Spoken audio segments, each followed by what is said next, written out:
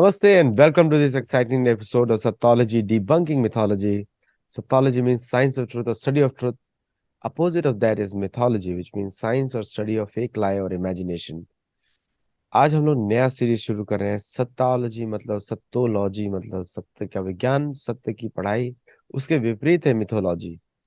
Mythology शब्द को use न करें रामायण महाभारत अपने वैदिक इतिहास के लिए, क्योंकि वहां पे वास्तविक इतिहास का वर्णन है। अमेरिकन के लिए इतिहास शब्द मुश्किल है, तो अमेरिकन या किसी पाश्चात्य देश लोगों के साथ बात करते हुए आप सतोलॉजी शब्द का यूज करें। इससे आप अपनी आइडेंटिटी बिठा सकते हैं। और 25 अगस्त को हमारे शो पे जरूर जुड़िए। 2023 का है। और उसके बाद अगर आपको और हमारे योगा कोर्सेज हैं, 12x डिबंकिंग मिथोलॉजी कोर्स है, वहां पे भी जुड़िए। सो आज हमारे पास स्पेशल गेस्ट हैं, आप सबको जानते हैं उनको। तो आज हम लोग यूरोप में जाने वाले हैं। Let us welcome professor Kusumlata Kedia. नमस्कार जी। नमस्कार नमस्कार। तो आज से नया सीरीज शुरू हो रहा है।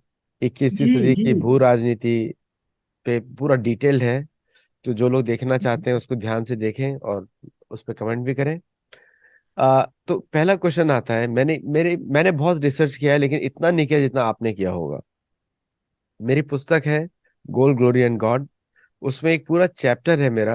उसमें मैंने यूरोप का जो अ, आजकल प्री हिस्ट्री बोलते हैं, लेकिन वो यूरोपियन टर्म है प्री हिस्ट्री। हम बोलेंगे वास्तविक इतिहास जो है, किस प्रकार पे जो वहाँ के जो मूल निवासी हैं नेटिव, उनके सारे राइट्स छीन ले गए यूरोप के। और उसके बाद गोल्ड ग्लोरी और गॉड 1492 का जो चर्च वेटिकन का जो वो क्या पेपल बुल था, उसके बेसिस पे पूरी दुनिया पे कॉलोनाइजेशन शुरू किया गया in legal way, sanctioned by God, जो भी उनका इमेजिनरी गॉड है। लेकिन आज हम लोग जो आपके साथ करें, मुझे तो पता नहीं आप क्या बताने वाले हैं। लेकिन पहले अब यूरोप के ऊपर जो पुराने यूरोप कहाँ से शुरू करेंगे आपके ऊपर है। मुझे तो मैं एक जस्ट जनरल क्वेश्चन पूछूंगा कि यूरोप का इतिहास को कहाँ से शुरू हुआ माने। यूरोप का इतिहास तब शुरू होगा जब जिसको आज यूरोप कहते हैं उस धरती पर मनुष्य एक साइजेबल संख्या में आया। स्वाभाविक है, इतिहास तभी शुरू होगा। आज जिसको यूरोप कहते हैं, यूरोप के इतिहास पर जितनी पुस्तकें हैं उसमें ये ग्रीस को तो यूरोप नहीं मानते हैं, इसको तो एशिया मानते हैं। बिल्कुल। ये ईस्टर्न यूरोप को भी मेन यूरोप में नहीं काउंट करते हैं, क्योंकि ये लिखने पढ़ने का काम 18th में थोड़ा बहुत है, 19th 20th सेंचुरी फेनोमेना है। तो चूंकि ये 19th और 20th सेंचुरी फेनोमेना है, तो जो अटलांटिक कोस्ट वाले हिस्से में जो रहते थे, जिनको आज इंग्लैंड, फ्रांस, स्पेन, पुर्तगाल, हॉलैंड कहते हैं, यही अपने को यूरोप कहते हैं। 19th में जर्मनी बहुत पावरफुल होके आया, तो जर्मनी को भी यूरोप कह रहे हैं। फिर जर्मनी के नीचे वाले हिस्सों को भी यूरोप कह रहे हैं। पोलैंड, चेकोस्लोवाकिया को तो ये काउंट करने की स्थिति में नहीं है। तो आयरन यूरोप का कंटिनेंट। इतिहास अगर हम कहते हैं, तो यूरोप जिसको वो खुद कहते हैं वो तो मामला फिर गड़बड़ हो जाए। लेकिन यूरोप के इतिहास में रोम और ग्रीस को भी जोड़ लेते हैं। तो इनके अनुसार रोम कब है?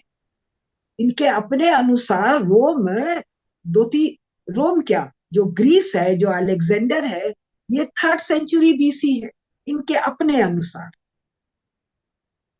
तो खैर, हम अभी इसके ऊपर आने के पहले कुछ दो चार बातें कहना चाहूंगी कि ये यूरोप का अध्ययन में मेरी रुचि क्यों हुई और क्यों हम लोग सत्तोलॉजी पर इस विषय को शुरू कर। देखिए, यूरोप के बारे में हम लोग जो कुछ भी जानते हैं वो है जो मोटा मोटी 19वीं 20वीं शताब्दी में कहा गया, सुना गया, लिखा गया। 19वीं मतलब 1801 से 1899। 20वीं मतलब 1901 से 1999, 21वीं चली रहा है। तो 200-250 साल में जिन लोगों ने लिखा पढ़ा, तो दो चार चीजें ध्यान रखने की हैं कि यूरोप में लिखने पढ़ने का कोई भी ट्रेडिशन नहीं है। पहली बात, मेरी बहुत सी बातें आप लोग को चौंकाने वाली लगेगी, लेकिन कुछ दिन बाद अगर आप लोग मुझसे पुस्तकें पूछेंगे, मैं सारी पुस्तकों को दिखा दूंगी। मैं इस वक्त देहरादून में हूँ, भोपाल से पुस्तकें मंगाए हैं जो मेरे सोर्सेज हैं, और वो सब आसानी से उपलब्ध। तो मैं जो कह रही हूँ कि यूरोप में लिखने पढ़ने का कोई ट्रेडिशन, अगर ट्रेडिशन होता तो एक हीरो ले दे के इन्होंने 19वीं शताब्दी में खोजा अपना, अलेक्जेंडर या सिकंदर हम कहते हैं, ये अलेक्जेंडर कहते हैं। उसके बारे में एक सिंगल किताब, या हम कहें 150 पन्ने, या हम कहें 10-20 पन्ने भी लिखे हुए नहीं मिलते। और इस हीरो को भी इन्होंने डिस्कवर किया है 18th-19th सेंचुरी में। 18th-19th सेंचुरी के पहले यूरोप किसी सिकंदर को नहीं जानता है। इसको क्यों डिस्कवर किया? क्योंकि जब ये अफ्रीका जा रहे हैं, दोनों अमेरिका जा रहे हैं, एशिया आ रहे हैं, तो वहां हजारों हजारों साल की कहानियां हैं, लाखों साल की कहानियां हैं। तब इनको स्वयं ढूंढना पड़ा, और उस ढूंढने में ये सिकंदर को ढूंढते हैं। तो सिकंदर के बारे में जो जिन नामों का उल्लेख है वो कौन है? एरियन है, तो स्ट्रैबो है, एक और है, तो एक और है, और थोड़ा बहुत मेगास्थनीज को कहते हैं। तो ये सब के सब तो अलेक्जेंडर के 300-400-500 साल बाद के लोग हैं। ये रोमन लोग हैं, ये ग्रीस भी नहीं है, मैकेडोनियन भी नहीं है। सिकंदर को हर जगह ग्रीस लिख देते हैं। ग्रीक लोगों की तो इनसे लड़ाई है। ग्रीक लोग कोई नाम की चीज, स्वयं को ग्रीक कहने वाले लोग सिकंदर के समय नहीं थे। वो अपने को एलेंस कहते थे। एलेंस के बाद अपने अपने सिटीज के नाम के हिसाब से स्पार्टन, एथेनियन, ये सब कहते थे। तो भी तो जो ये 3-4 नाम मैंने लिया, मेगास्त इसका, एरियन का नाम लिया, स्ट्रेबो का नाम लिया, ये रोमन लोग हैं। तो कमाल की बात यह है कि भारत में महाभारत जो 5,000 साल पुराना है, रामायण जो लाखों साल पुराना है, और हजारों नहीं लाखों मैन्युस्क्रिप्ट ताड़ के पत्ते पर और तरह तरह के पत्तों पर आज तक उपलब्ध है। और बाद में प्रिंटेड फॉर्म, प्रिंटिंग के बाद तो प्रिंटेड फॉर्म में तो पता, पब्लिश्ड फॉर्म में तो पता नहीं, लाखों लाखों मैन्युस्क्रिप्ट हमारी पुरानी उपलब्ध है। लेकिन यूरोप के पास अपने अब 19th सेंचुरी में जिस अलेक्जेंडर को ये अपना हीरो मानते हैं, उसके बारे में ग्रीस में, मैकेडोनिया में कुछ नहीं लिखा गया। दूसरा, फिर ये ओन अप करते हैं रोम को अपने की, ये रोमन एम्पायर जो है ये हमारा पुराना है। तो ये रोमन एम्पायर कौन है भाई? जिसको कॉमन एरा कहते हैं, क्रिश्चियन एरा कहते हैं, आजकल सी लिखते हैं, पहले बीसी और एडी लिखते थे। तो रोम नाम का कोई शहर तो था नहीं, कोई गांव भी नहीं था। एक बहुत नन्ही सी बस्ती थी, जो बस्ती 50-60-100 साल में बढ़ते बढ़ते गांव और एक शहर का रूप ले रही है, एक महानगर का रूप लेने में तो इसको एडी आ गया है। तो अगर सिकंदर को लेते हैं तो 2300 साल, अगर रोम को लेते हैं तो 2,000-2,200 साल का कुल मामला यूरोप का है। एक बात। दूसरी बात जो हम कहना चाह रहे हैं कि यूरोप के बारे में जो नॉन यूरोपियंस जानते हैं एक, और जो 20वीं-21वीं शताब्दी के यूरोपियंस जानते हैं, वो क्या है?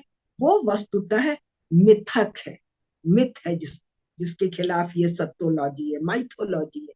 ये कंस्ट्रक्ट्स हैं, ये फैब्रिकेशंस हैं, ये फेबल्स हैं, ये कहानियां हैं, ये गप्पे हैं।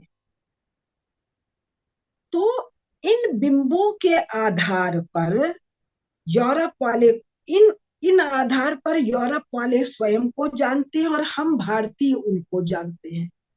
हम भारतीय या हम एशियाई लोग या हम अफ्रीका के लोग या हम अमेरिका, दोनों अमेरिका के लोग जिस यूरोप को जानते हैं वो दुष्टता की, नृशंसता की, पाप की, उन्माद की एक प्रतिमूर्ति कहें, आंधी कहें, आवेग कहें, उन्माद कहें के रूप में आता है और आके भयंकर विध्वंस बना बचाता है, जिस विध्वंस से अब हम लोग उबर रहे हैं। तो एक तरह से यूरोप को जो हम समझते हैं वो विक्टिम्स अपने ऑपरेसर को जैसे समझ रहा है या ऑप्रेस्ड अपने ऑपरेसर को जैसे समझ रहा है, लेकिन सच्चाई तो कुछ और है।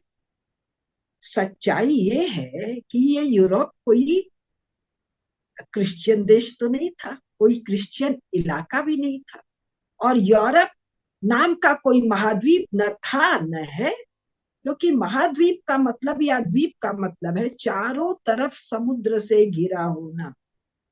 यूरोप तो जम्बू द्वीप का एक पश्चिमी कोने का एक नन्हा सा हिस्सा है। मैं कुछ पढ़ के भी सुनाऊंगी, उसको सुनने में आनंद आएगा। और पूरा जो ये जम्बू द्वीप का ये जो उत्तरी हिस्सा है, इस उत्तरी हिस्से को बसाया किसने है? इस उत्तरी हिस्से को बसाया है हम लोगों ने, हम भारतीयों ने बसाया है। ये अपनी पुस्तकों में क्या लिखते हैं? ये अपनी पुस्तकों में लिखते हैं कि सेंट्रल एशियन नोमैड्स ने इसको बसाया है। तो यहां तक तो ये लिखते हैं कि एशियंस ने इसको बसाया है यूरोप को।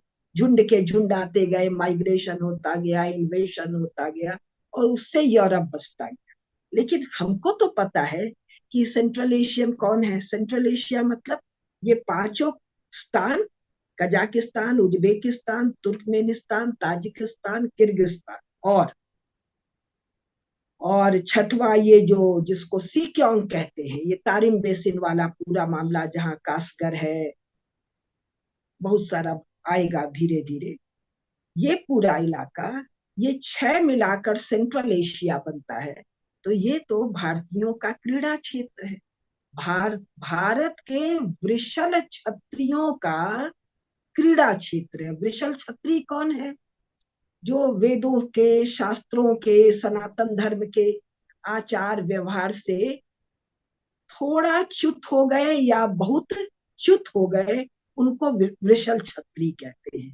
तो ये क्षेत्र उनका है और यहीं से यूरोपियंस के अनुसार माइग्रेशन हो रहा है, इन्वेजन हो रहा है। यूरोपियंस के अनुसार नहीं, 19वीं 20वीं शताब्दी के क्रिश्चियन लेखन के अनुसार, एक एक चीज में करेक्ट करती जा रही हूँ।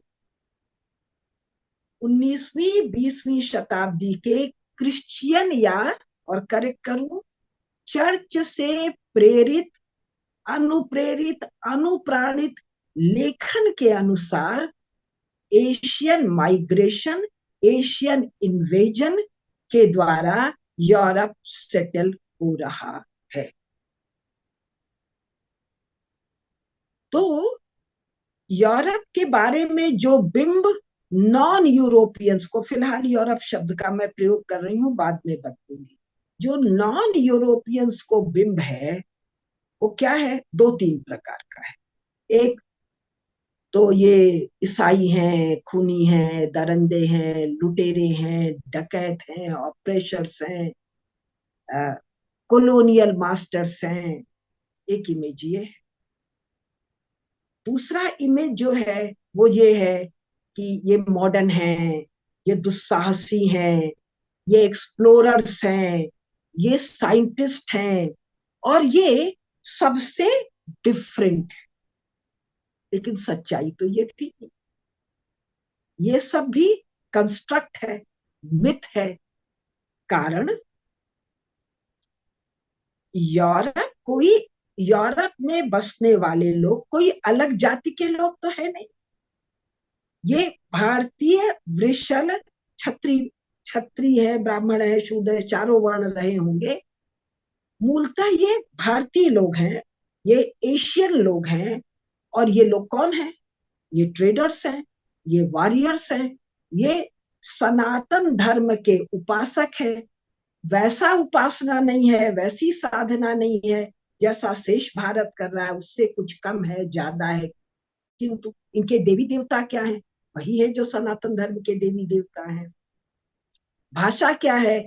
वही भाषा है जो कि जो कि संस्कृत ब्राह्मी वाली भाषा है। ब्राह्मी तो शायद लिपि है, पाली भाषा है, ब्राह्मी शायद लिपि है। लेकिन ये जो छोटा सा भारत है, 15 अगस्त 1947 वाला भारत, इसमें भी कोई एक भाषा नहीं है। राजस्थानी है, पंजाबी है, डोगरी है, पश्तो है, बिहारी है, मगधी है, फिर मैथिल है, बांग्ला है, असमिया है, फिर तमिल है, तेलुगु है, उड़िया है, राजस्थानी है, गुजराती है, मराठी है, एनी नंबर ऑफ लैंग्वेजेस। तो उसी प्रकार इनकी भाषा भी इन्हीं भाषाओं में और अधिक बड़ी संख्या है। अभी हम 25-30 भाषा बता पा रहे हैं, तब हम 100 भाषा बता पाएंगे। तो इनकी भाषा भी वही है, भूषा भी वही है, भोजन भी वही है, आदतें भी वही है, सुख दुख की परिभाषा भी वही है। तो फिर ये 19वीं 20वीं शताब्दी में इतने अलग क्यों दिखते हैं, और ये इतने भयंकर कांड क्यों करते हैं? तो इसका भी मैं जैसे ही बताऊंगी सबके ध्यान में आएगा। Church, Christianity. तो जब क्राइस्ट नहीं है तो क्रिश्चियनिटी कहना एक व्यर्थ की बात हो गई। तो चर्च के कारण, अब चर्च का क्या कंस्ट्रक्ट है? चर्च का कंस्ट्रक्ट है कि कोई क्राइस्ट है जिसको यहूदियों ने रोमन से सलीब पर चढ़वा दिया। तो क्राइस्ट के जो फॉलोवर हैं वो क्रिश्चियन हैं। और ये कहाँ है? ये जेरूसलम में है। जेरूसलम से क्रिश्चियनिटी यूरोप पहुंची है, उस कहानी में हम अभी बिल्कुल आज नहीं जाएंगे। तो यूरोप में इनके कंस्ट्रक्ट के अनुसार 3rd सेंचुरी में कोई कॉन्स्टेंटाइन है जो क्रिश्चियनिटी को स्टेट रिलीजन के रूप में एक्सेप्ट करता है। लेकिन टोएनबी के अनुसार वो डॉक्यूमेंट एक फोर्जरी है, और ईसाइयत 8वीं शताब्दी के आसपास यूरोप में दिखाई पड़ती है। फिर यूरोप से धीरे धीरे हम बात स्पष्ट करेंगे। यूरोप माने क्या? मेडिटेरियन के नॉर्दर्न रिम पर बसे हुए थोड़े से लोग, यही यूरोप है। कब तक? 8वीं शताब्दी तक। क्यों? ये थोड़ा सा मैं आपको पढ़ के सुनाऊंगी, 1 मिनट के लिए क्षमा चाहती हूँ।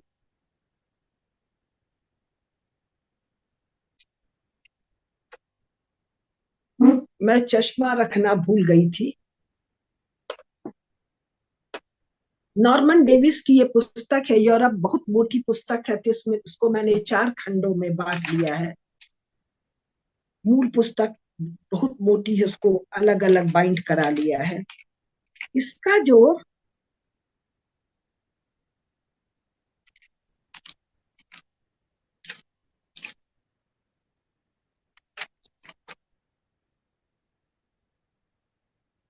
एक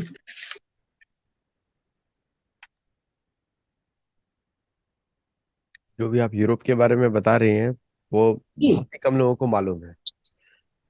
अब अब जो इस पुस्तक का पहला पन्ना मैं पढ़ रही हूँ, पहला वाक्य, in the beginning there was no Europe, all there was for 5 million years was a long sinuous peninsula with no name, set like the figurehead of a ship on the prow of the world's largest landmass, Jambu द्वीप।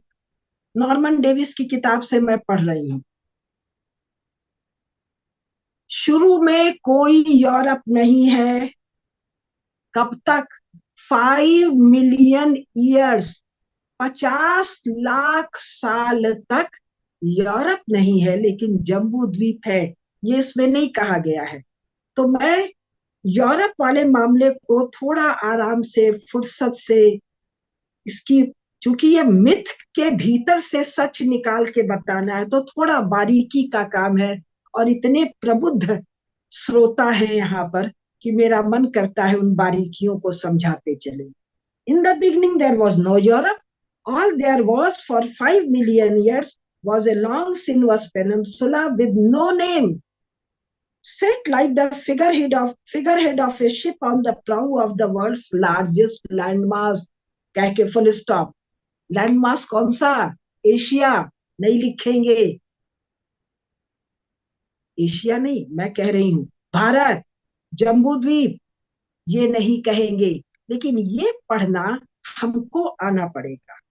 To the waste, किसके? इस जो ये construct है Europe, जो 1920th century आगे मैं दिखाऊंगी, इस कंस्ट्रक्ट यूरोप के पश्चिम में to the west lay the ocean which no one had cross, Atlantic है। अब नॉर्मन डेविस ये किताब लिख रहा है 1996 में। नॉर्मन डेविस कौन है? एन इनसाइडर यूरोपियन, यूरोप के भीतर बैठा हुआ एक यूरोपियन। तो वो क्या कह रहा है? इसके पश्चिम में एक सागर है जो किसी ने नहीं क्रॉस किया। नहीं भाई, अटलांटिक को भारतीयों ने बहुत बार क्रॉस किया है, ये सब लिख के आ गया है, 1996 तक लिख कर आ गया है। लेकिन ये कहेगा किसी ने नहीं क्रॉस किया, क्योंकि इसको आगे जाके कहना है कि हमने दुनिया को डिस्कवर किया। एक ओल्ड वर्ल्ड है, एक न्यू वर्ल्ड है। आप जहां बैठे हैं वो इनके अनुसार न्यू वर्ल्ड है, और ये न्यू वर्ल्ड को इनके वास्को डिगामा और कोलंबस ने खोजा है।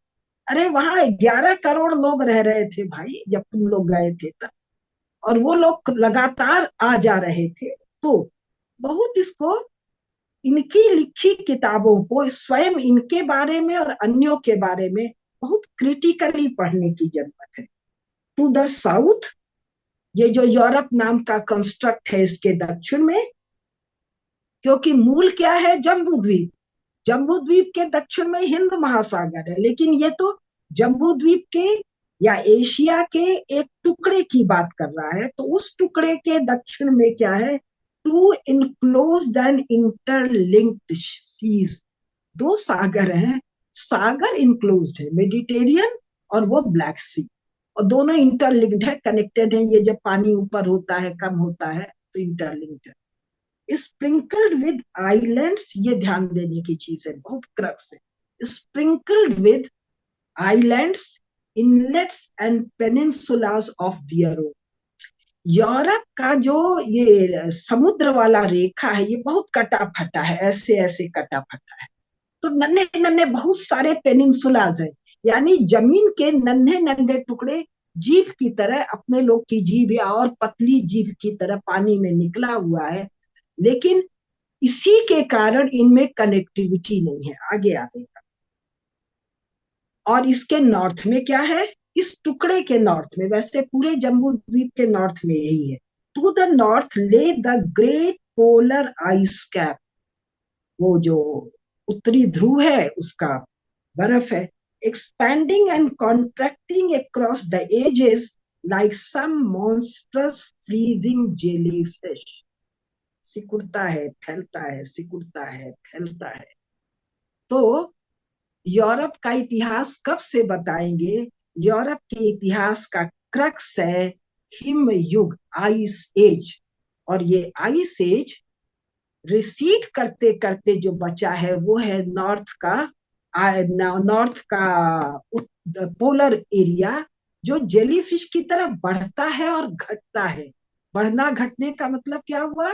टेम्परेचर के वेरिएशन के कारण, यानी जिसको यूरोप कह रहे हैं उसका नॉर्थ नॉन इनहैबिटेबल कब तक? 50 लाख साल तक। ये इस किताब का ओपनिंग लाइन्स हम पढ़ के सुना रहे हैं, जो नॉन यूरोपियंस को नहीं ज्ञात है। नॉन यूरोपियंस को लगता है जैसे भारत लाखों साल से है, यूरोप में भी लोग लाखों साल से। मायन सिविलाइजेशन वालों को, एस्टेक वालों को, अफ्रीका वालों को लगेगा जैसे हम धरती पर लाखों साल से हैं। यूरोप भी लाखों साल से नहीं महोदय। 2-2,500 साल भी नहीं।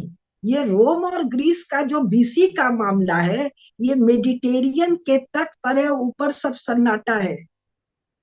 इसको थोड़ा फुर्सत से बताएंगे, फिर आगे चलेंगे। तो ये क्यों यहाँ क्रिश्चियनिटी ने इतना मारकाट मचाया, क्यों विच हंट्स हुए, इसके मूल में ज्योग्राफी है। ज्योग्राफी का दो चीज, क्लाइमेट और टोपोग्राफी, जिसको हम टच कर रहे हैं।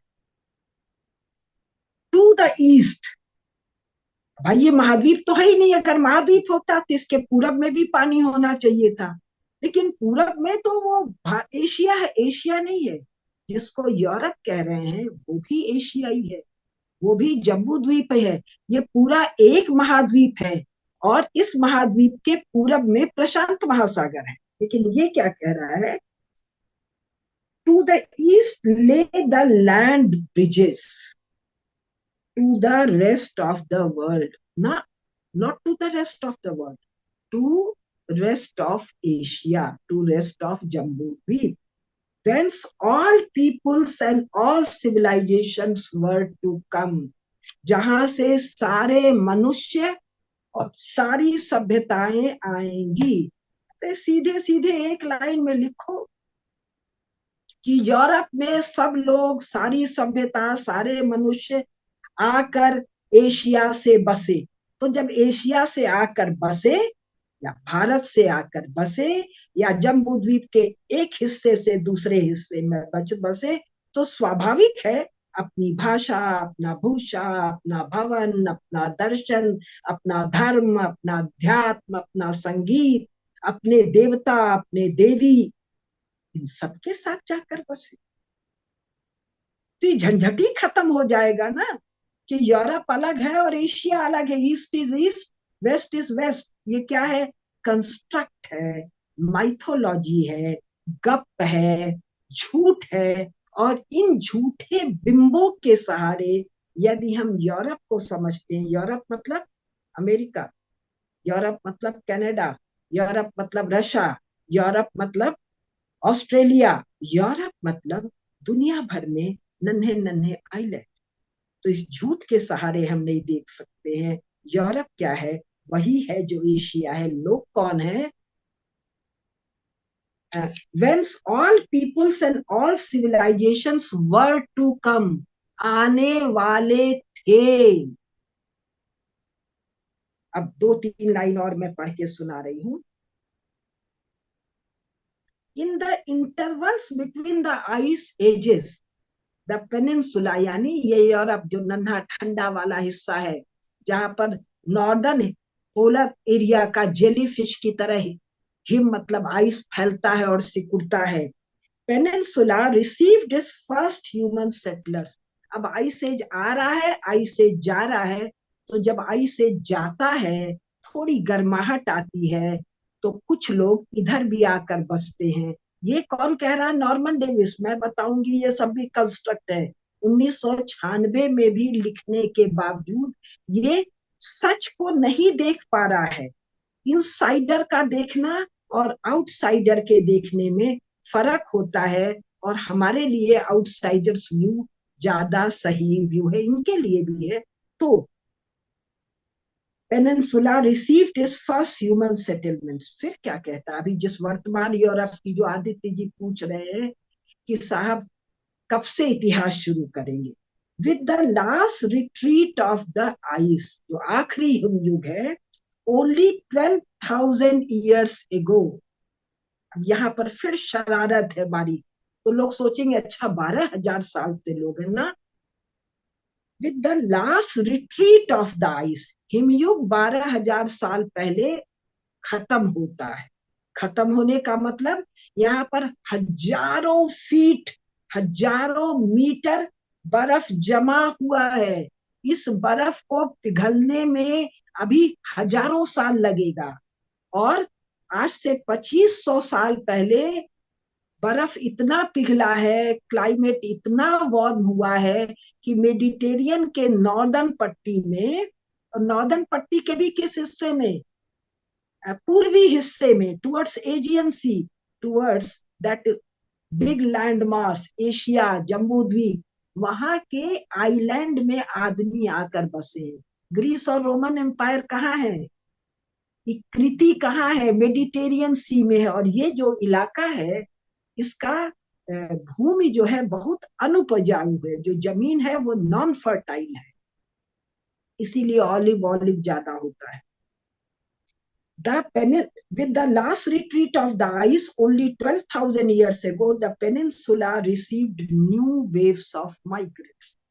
अब इसने जो छिपाने की कोशिश की न्यू वेव्स ऑफ माइग्रेंट, मानो पुराने वेव्स ऑफ माइग्रेंट भी थे। हाँ, पहले भी आदमी आए, उन आदमियों की खींची हुई तस्वीरें, बहुत सारी चीजें मैं आगे बताऊंगी है, लेकिन कितने आदमी, 100, 200, 500, 5,000, 10,000, 15,000, 20,000, बस। और वो भी मर खप के खत्म हो गए।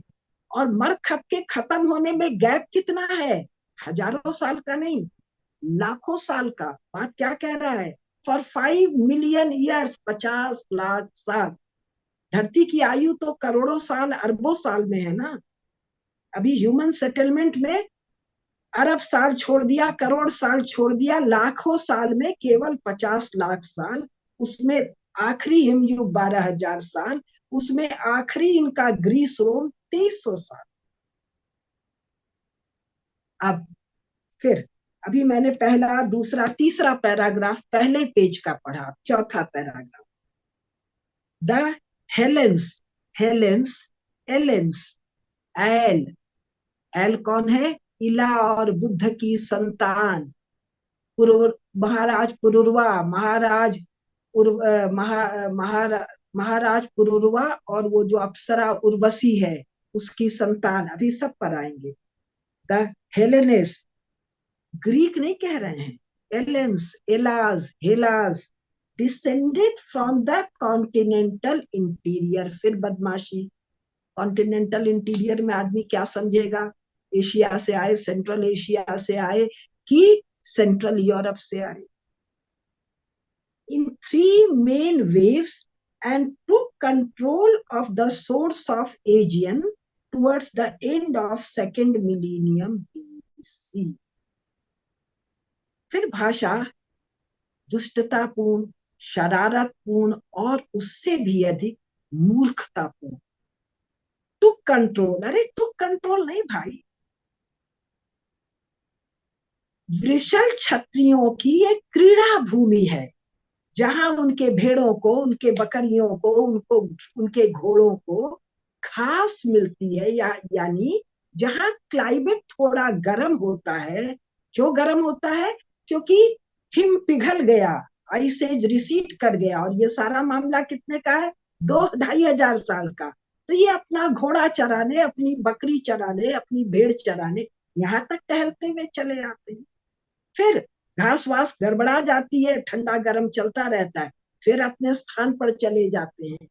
तो जिसको यूरोप कह रहे हैं वो कहाँ पर है, मेडिटेरियन सी में है, 2,300 साल पहले, 2,500 साल पहले। फिर खींच के ये 3,000 साल पहले कर देंगे, फिर और खींच के कोई आदमी 4,000 साल पहले कह देगा। क्यों, क्योंकि इनके चर्च के एक पादरी ने 19वीं शताब्दी में कहा कि गॉड ने फलाने दिन, शायद बृहस्पतिवार को, इतने बजकर इतने मिनट पर सृष्टि की रचना की। ये 19th सेंचुरी में कहा गया एक चर्च के प्रीस्ट के द्वारा।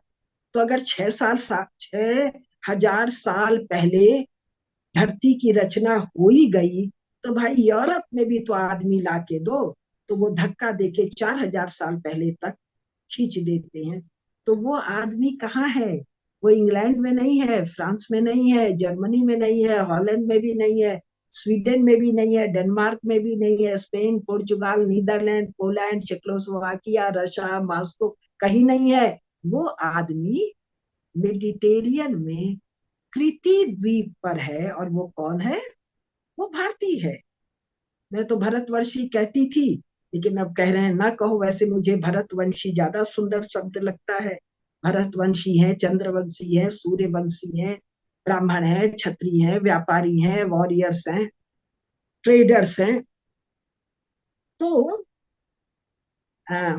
To control of the source of Aegean towards the end of 2nd million BC, they conquered. अरे कॉन्कर किसको कर रहे हो भाई, ये सब भाई बंधु हैं।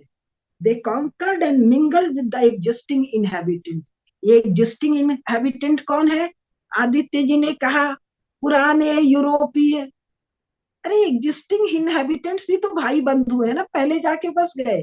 जैसे राजस्थान से हम मारवाड़ी लोग उत्तर प्रदेश बिहार में आकर अभी जो 100 साल के भीतर बसे, इनको मारवाड़ी कहते हैं।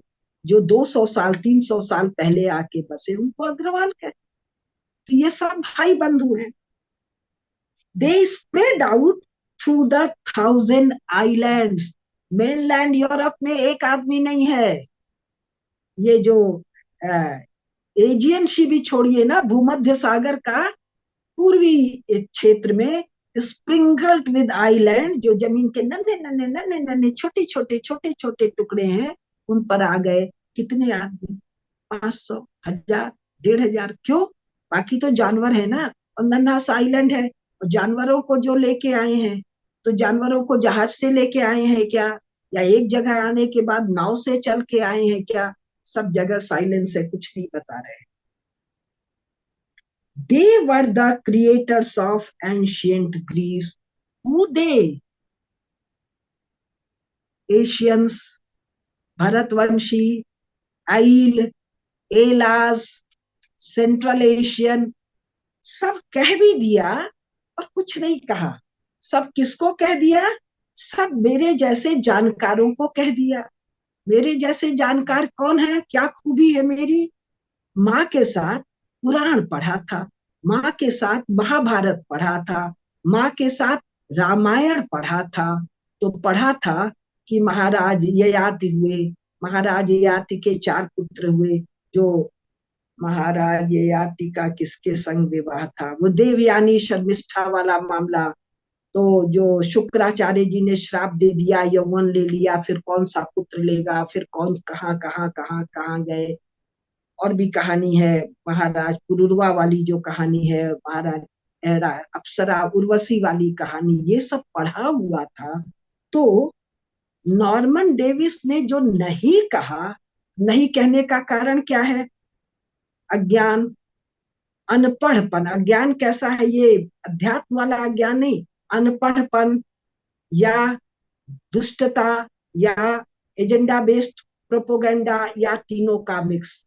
किताब लिखी गई 1996 में। 1996 में मैं पढ़ के सुनाऊंगी, तुमको अच्छी तरह पता है। डीएनए हो गया है, सब हो गया है कि ये लोग भारतीय लोग हैं, ये लोग एशियन लोग हैं। तो तुम सीधे सीधे कहो, लेकिन ये सीधे नहीं कहेंगे। They were the creators of ancient Greece. तो हम यूरोप की कथा सुना रहे हैं कि हम भारतीयों के ही जम्बू द्वीप में टहलने की कथा सुना रहे हैं?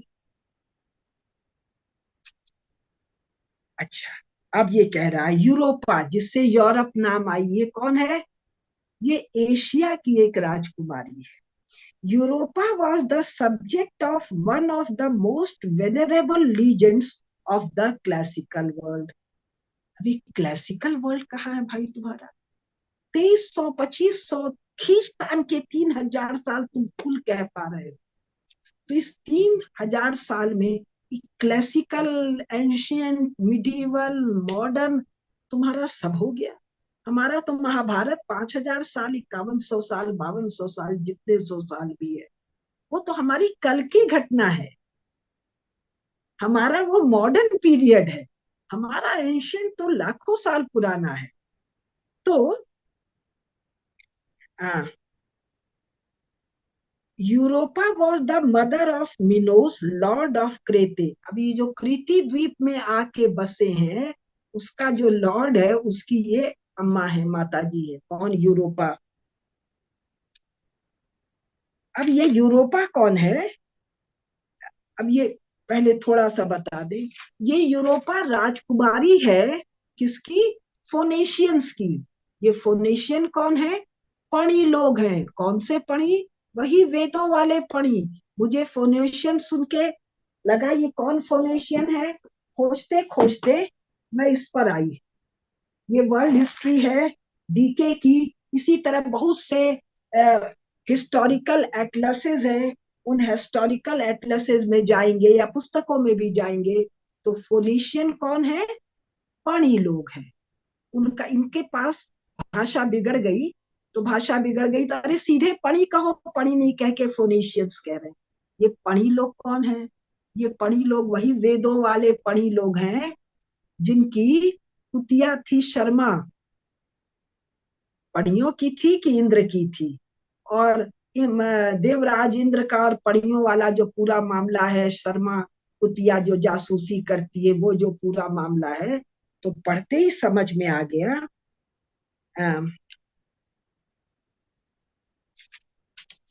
कि फोनेशियन की जो बेटी है, इसको ज्यूस नाम का एक देवता सफेद बैल का, नंदी का नहीं क्या, जैसे इन्होंने कहा सफेद बैल मेरे चित्त में नंदी, तो सफेद बैल का रूप लेके यूरोपा को बहला के ले गए। और यूरोपा को जब बहला के ले गए तो कृति द्वीप में वो कृति द्वीप के राजा को जन्म देती है। ले भाई, तेरी किताब में पहले किताब के अब दूसरे पन्ने पर आए हैं, यूरोपा भी पणियों की बेटी है। पणी कौन है? भरतवंशी हैं। आगे वर्णन आएगा। ये ट्रेडर्स हैं। कैसे ट्रेडर्स? बहुत लंबी दूर की ट्रेडिंग करते हैं। कौन सा? थल मार्ग से भी करते हैं, जल मार्ग से भी।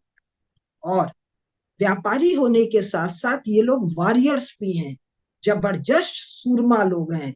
तो यूरोप का इतिहास मतलब किसी क्रिश्चियन, किसी पादरी के पेपल बुल का इतिहास नहीं है। ये पणियों की बेटी का इतिहास है, ये एलो का इतिहास है। ये ध्यान देना, इनमें इनकी एंट्री कब होती है, कैसे होती है। तो क्या हम लोग, हम नॉन यूरोपियन लोग, या क्रिश्चियनिटी से की नृशंसता से छत विक्षत उस क्षेत्र में रहने वाले लोग जिनको हम यूरोपियंस कहते हैं, ऐसे लोगों को क्या हम अपने बिछुड़े हुए भाई बंधु की तरह एक बार देख सकते हैं? क्या हम इनके छत विक्षत मन, तन, आत्मा तो छत विक्षत होती नहीं है, भाषा में आ जाती है, जिनकी आत्मा भी छत विक्षत है। और क्रिश्चियनिटी या चर्च ने कैसे नृशंस यातनाएं दी हैं, कैसे नृशंस बर्बर पैशाचिक पाशविक अत्याचार किए हैं इन यूरोपीय लोगों पर। इसको जब हम लोग देखेंगे तब हमको इनके साथ सहानुभूति होगा। अभी हमको इनके साथ चिढ़ है, जो पिछले 200, 250, 300 साल का जो इनका भयंकर दुष्टता का पूरा मामला है संपूर्ण विश्व के या विश्व के बड़े भारी क्षेत्र में। तो अब मैं बात को एक बार रोक रही हूँ आदित्य के लिए कि आपने पूछा यूरोप का इतिहास कब से, तो भाई इनके अनुसार 2000, 2200, 2300, 2500 साल। लेकिन क्या वो यूरोप का इतिहास है या कि वो हमारा इतिहास है? एलो का इतिहास है, पणियों का इतिहास है, कृति का इतिहास है। ये चर्च का इतिहास तो नहीं है। ये गॉड, गोल्ड और ग्लोरी का इतिहास नहीं है। ये तो किसी ज्यूस का इतिहास है जो आप ज्यादा अच्छे से बता देंगे। कोई डायना होगी, कोई मिनरवा होगी। मैं अपनी भाषा में कहूँ तो माता लक्ष्मी है, देवी सरस्वती का इतिहास है। ये 2500 साल भी, इसका भी 700-800 साल। ये पूरा इतिहास हमारा है। कैसे एक पैशाचिक विचार कंट्रोल करके कैसे स्वयं को भुला देता है। एक्चुअली तो अब आपका प्रश्न, आपके प्रश्न बड़े इंटरेस्टिंग होते हैं, उससे हम बहुत कुछ कह पाते हैं जो दिमाग में भी नहीं होता है कि कहना है। एक्चुअली मैंने कुछ इतिहास और ही सोचा था जी। इतिहास में अगर आप इनका इतिहास थोड़ा सा भी कुरे दें तो सदर्न फ्रांस में एक जगह है कॉल सराय काली, जहाँ पे 8 अष्टधूल शूल प्रहरणे खड्ग खेटक धारिणी, 8 हाथ हैं इनकी दुर्गा के, ईस्टर के, जिसको ईस्टर भी बुलाते हैं लोग।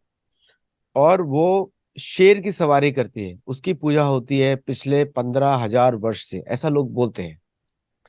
और उसकी प्रतिमा आपको मिलेगी हर जगह, पूरे यूरोप में हर जगह मिलती है। और उसकी जो इनकी ब्लैक मैडोना है हम्म, वो देवी काली है। बिल्कुल। उसका नाम ही है सराय जी। काली। सरा उसका नाम सैरा, सर। सरस्वती से सैरा। और अगर नाम हाँ। देखें तो सरस्वती को शॉर्ट करके उन्होंने सैरा कर दिया। सैरा बड़ा कॉमन हाँ। नेम है वेस्ट में। और ये उसका इतिहास है।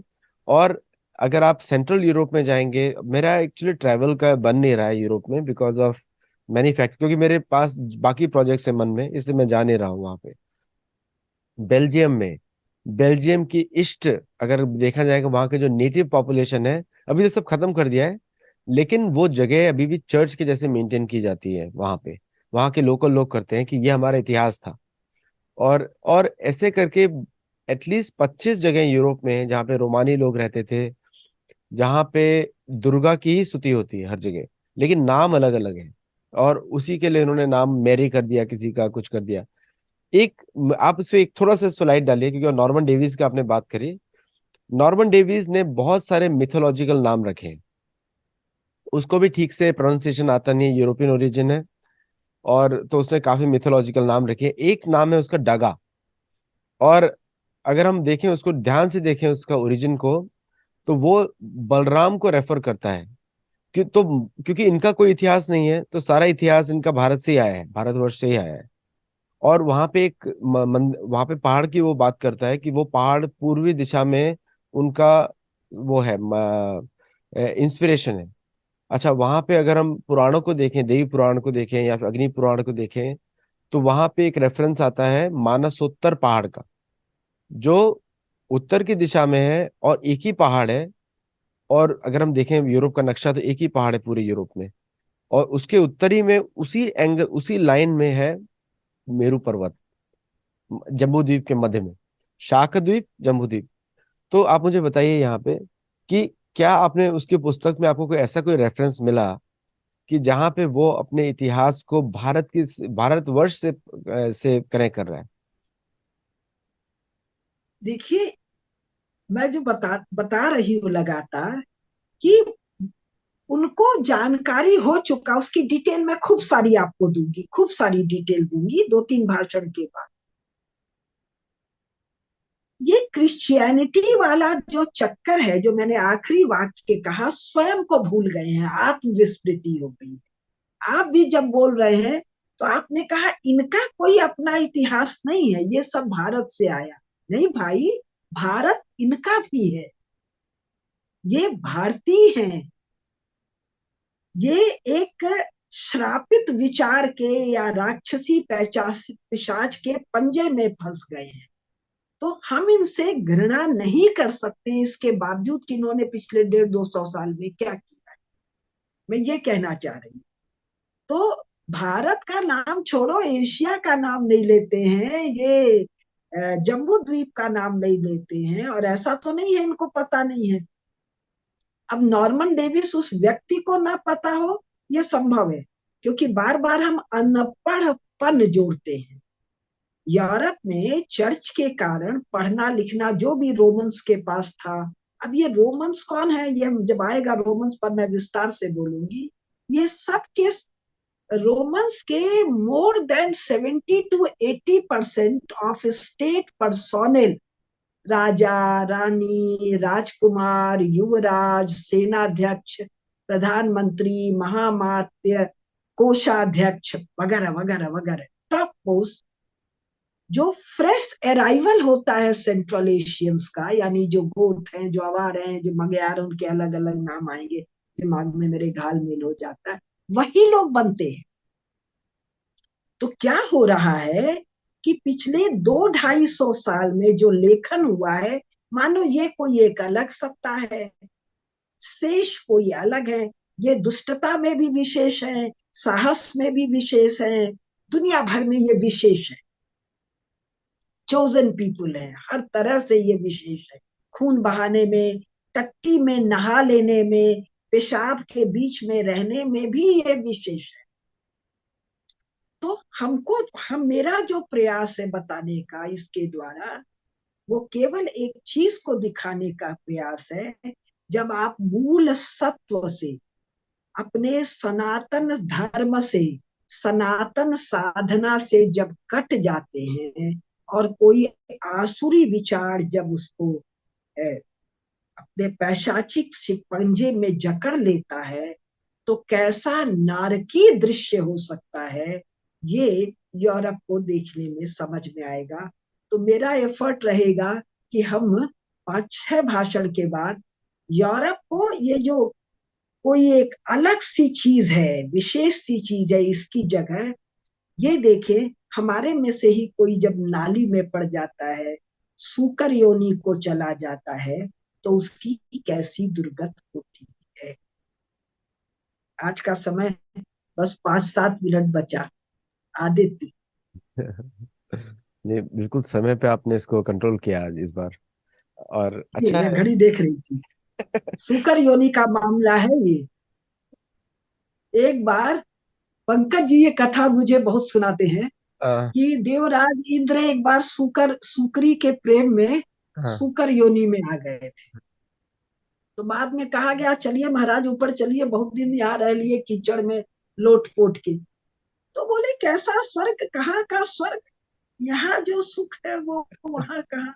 तो भगवान का सुदर्शन चक्र आता है, बंधन करता है, ले जाता है। तो मेरा जो प्रयोजन है, अपने भाई बंधुओं को सूकर योनि से मुक्त करा, चलिए, आपका यही मेरा प्रयास। आप अपना सुदर्शन चक्र, ज्ञान वाला सुदर्शन चक्र आप यूज कर रहे हैं तो काटने के लिए। तो उन्हीं लोगों से पढ़ लिख के और अपने से पाया, मेरा पूरा प्रयास ये है। और मैं चाहूंगी कि हमारे मोदी जी, हमारे एस जयशंकर, हमारे डोभाल जी, और हम लोग तो 2-4 नाम जानते हैं, जो 20-50-100 लोग होंगे, वो लोग इस उनको सूकर योनि से मुक्ति दिलाने में कार्य करें। क्योंकि राजा का काम ही है प्रजा का रक्षण और पोषण। सूकर योनि से यूरोपियंस को, अमेरिकन को, ऑस्ट्रेलियंस को मुक्ति। जी चलिए, इस प्रार्थना के साथ ये शो एंड करते हैं और दर्शकों को भी बताते हैं कि अभी वापस उस योनि में ना जाएं। इंद्र तो किसी कारणवश गए थे वहां पे, लेकिन उसको उनको मुक्ति दी, क्योंकि जहां भी आप जाते हैं वहां पे आप एकदम कंफर्टेबल हो जाते हैं। लेकिन ये बात याद रखिए कि हम लोग सनातन धर्म के एम्बेसडर्स हैं, हम लोग वहां के दूत हैं सनातन धर्म के। तो जहां भी रहे वहां पे सनातन धर्म के विचार से ही सोचें और उसी के अनुसार उसका पालन करके लोगों के साथ भी बर्ताव करें, क्योंकि उसी से सनातन धर्म बढ़ेगा। अभी काम है प्रचार करने का। और एक लाइन असली आखिरी बोलता हूं मैं, 18वें चैप्टर में भगवान कृष्ण बोलते हैं, जो मेरे भक्तों को मेरे बारे में बताता है या गीता के बारे में बताता है, उससे ज्यादा कोई प्रिय मुझे नहीं है। भगवान कृष्ण ऐसा बोलते हैं। तो अगर आपको प्रिय बनना है तो काम करिए, प्रचार कर। तो अभी तो हम लोग यहीं ये पे जो रोकते मैं हैं। बहुत लाइट नोट मोड में बात कर रही हूँ, उसका कारण ये है कि जब यूरोप का बताऊंगी, मॉडर्न यूरोप से मैं शुरू करके पीछे जाऊंगी, हाँ। तो आपके रोए खड़े हो जाएंगे, जी घिनघिना जाएगा। और मैं एक निवेदन करूंगी कि उन हिस्सों को दुर्बल चित्त के लोग न सुने। ऐसा लोमहर्षक वर्णन है। तो अभी तो थोड़ा हंस उस ले 2-4 भाषण में, उसके बाद मजबूत कलेजे वाले सुने, दुर्बल कलेजे वाले सुन ना पाएंगे। मेरा कलेजा मैं मजबूत मानती हूँ। मैं जब पढ़ती हूँ तो ऐसे मैं 300-400 पन्ना एक दिन में पढ़ लेती हूँ। वो जब पढ़ती हूँ तो 5-10 पन्ने के बाद ऐसा जी घिनघिना जाता है मेरा। तो अभी 3-4 जरा हल्के फुल्के अंदाज में ले चलूंगी, अच्छा, उसके बाद वो नरक आए। 25 अगस्त को प्रोफेसर कुसुमलता जी, केडिया जी सैन डिएगो में है। अगर आपको उनका ऑटोग्राफ चाहिए, उनकी बुक्स चाहिए, तो 25 अगस्त को आने का प्लान बनाइए। 25-26 को यहाँ पे रहेंगे और साथ में काफी दिन उसके बाद भी रहने वाली है। तो आप मिल जी सकते हैं उनको, सैन डिएगो में आके मिल सकते हैं।